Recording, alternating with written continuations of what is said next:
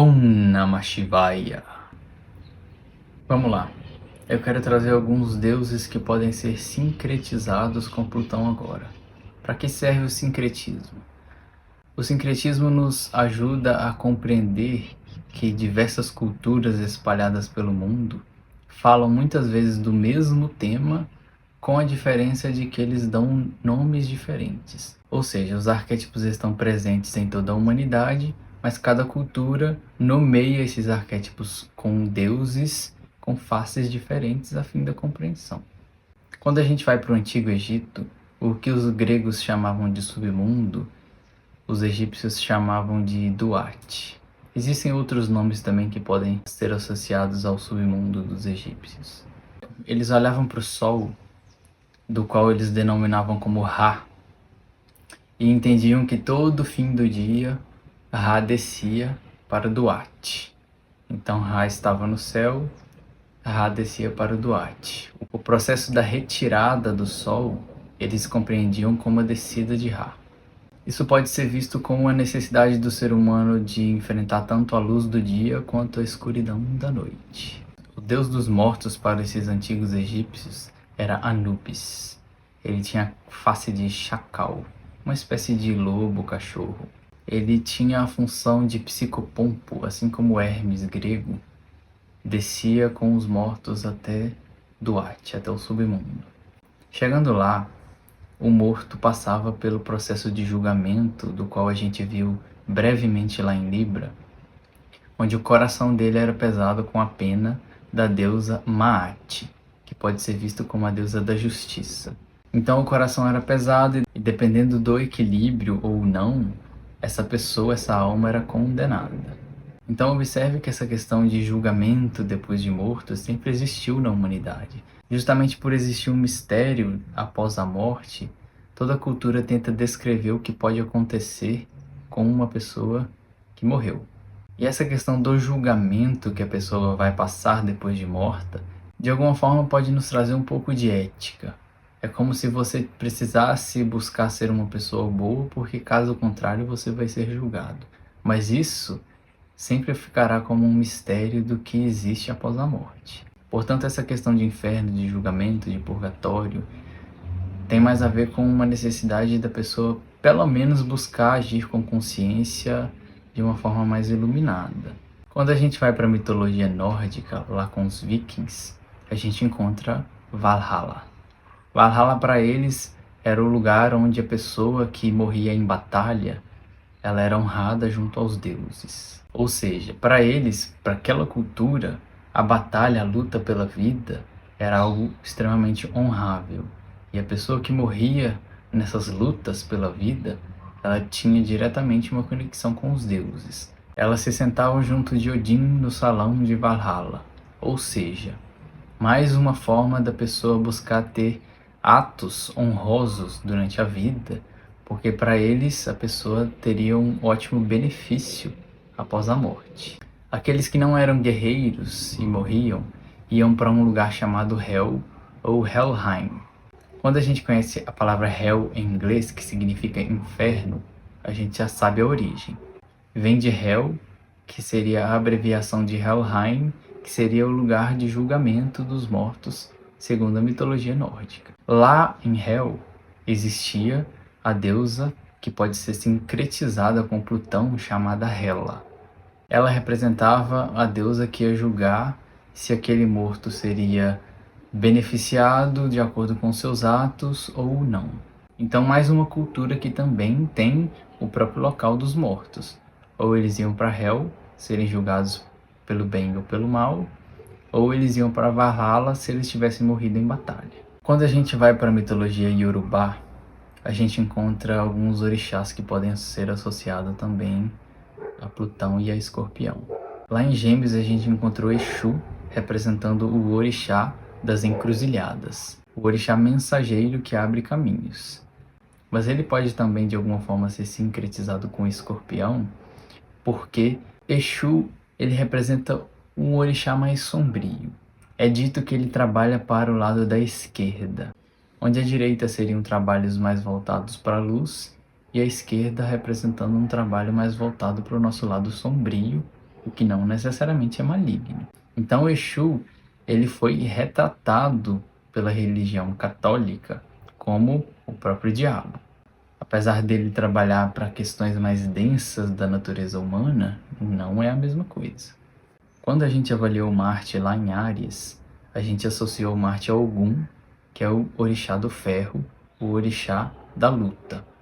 Mas como Marte também é associado a Escorpião, nós podemos olhar que enquanto o lado Áries de Marte pode ser representado por Ogum, o lado Escorpião de Marte pode ser representado por Oxóssi, como se os dois fossem duas faces da mesma moeda. Enquanto Ogum trabalha na luz do Sol, Oxóssi trabalha na luz da Lua. Ele trabalha na floresta, que pode ser vista também como o nosso inconsciente. A floresta está escura, a mata é densa, você não tem clareza sobre o que possui ali, e enquanto Ogum trabalha com a espada, Oxóssi trabalha com o tiro certeiro. Então aqui a gente vê Escorpião como a nossa necessidade de, quando a gente vai agir de forma escorpiana, a gente precisa dar um tiro certeiro. A gente precisa garantir o abate. A gente precisa garantir que a gente não vai precisar lidar com aquela situação. Pode ser difícil, mas ela fica para trás. Mais uma vez, o processo de morte relacionado ao signo de Escorpião. Também encontramos nos orixás uma orixá chamada Nanã Buruque. Ela é a avó dos orixás. Ela representa a própria lama. Ela representa a própria água pantanosa, a água parada, associada também a Escorpião. É como se Nanã representasse a origem da vida. Do barro veio, para o barro voltarás. E quando você volta para o barro, você tem a chance de se remoldar. Você dá outra forma ao seu ser, ou seja, processo de morte e renascimento. Então Nanã também pode ser associado ao signo de Escorpião.